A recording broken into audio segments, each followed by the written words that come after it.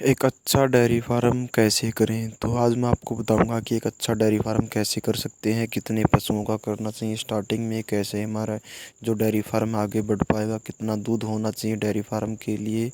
तो आपको सबसे पहले नमस्कार और राम राम सभी पशुपालक भाइयों को। तो आपका स्वागत है अपने किसान डेयरी फार्म यूट्यूब चैनल पर। तो सबसे पहले ये लगा लीजिए, आप हम अगर एक डेयरी फार्म करते हैं तो उसको सबसे पहले हमें लोकेशन देखनी है कि कौन सी लोकेशन पर हमें डेयरी फार्म कर रहे हैं। तो सबसे अच्छी लोकेशन यही होती है कि अगर हमारे पास कोई जो नज़दीक 10 से 15 किलोमीटर दूर पर जो शहर पड़ता है, उसी के गांव के नज़दीक करें, क्योंकि हमारा दूध है सारा का सारा शहर में जा सकेगा और शहर में गांव से ज़्यादा और अच्छा रेट मिलता है हमें हमारे दूध का।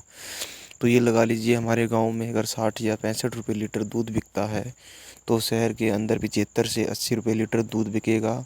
यह हमारा अच्छा फ़ायदा हुआ, 1 लीटर पे हम 10 से 15 रुपये कमा सकेंगे। और उसके बाद हमें अगर ये लगा लीजिए गांव के शहर के नज़दीक डेयरी फार्म करना है, और उसके बाद मैं आपको बता देता हूँ कि स्टार्टिंग में ही हमें 10 से 12 भैंसों का डेयरी फार्म नहीं करना है। नॉर्मल ये लगा लीजिए हमें 4 या 5 भैंसों का ही डेयरी फार्म करना है। तो हम ये लगा लीजिए कि आपके पास 4 भैंसें हो गई, 1 या 2 गायें हो गई, तो इससे भी आपका अच्छा डेयरी फार्म चल सकेगा। तो स्टार्टिंग में अगर हमारा गाय भैंस है, उसका दूध ये लगा लीजिए हमें एक अच्छी ब्रीड की भैंस या गाय लेके आनी है। ये नहीं है कि हम देसी गाय ले आए वगैरह वगैरह कुछ भी लेकर आए वो बांध लेते हैं, क्योंकि उससे हमारे अच्छा दूध प्राप्त नहीं होगा और दूध भी अच्छा नहीं होगा। तो हमारे दूध की मार्केट नहीं होगी, इसीलिए हमें अच्छे ब्रीड की भैंसें लानी है, अच्छे नस्ल की गाय लानी है। तो ये लगा लीजिए आप 3 से 4 मोटा नस्ल की भैंसें ले आएँ और 1-2 अच्छफ या साहीवाल की गायें ले आए, तो हमारा डेयरी फार्म अच्छा चल सकेगा। और दूसरे नंबर पर जो बात आती है, मैं आपको एक बात और बता देता हूँ कि अगर हम डेयरी फार्म करते हैं, जितना ज़्यादा हो सके हमें हरे चारा खिलाना चाहिए, और गर्मियों में तो और भी ज़्यादा हरा चारा खिलाना चाहिए, क्योंकि वह शरीर के लिए ठंडा होता है, मानसिक रूप से पशु के लिए। तो अगर शरीर से ठंडा होगा तो हमारा पशु भी अच्छी तरह से दूध दे सकेगा। तो अगर जितना हो सके हमें हमारे मतलब जो जितना डेयरी फार्म है उसके नज़दीक ही हमें 1 या 2 खेत में हमें हमारा हरा चारा उगाना चाहिए। जितना ज़्यादा हो सके उस हिसाब से उगाना चाहिए। ये लगा लीजिए अब हमारे खेत में ज्वार उगाने का टाइम आ गया है, तो अब हमारे मतलब खेत में जितना हो सके उतनी ज्वार हमें उगानी चाहिए।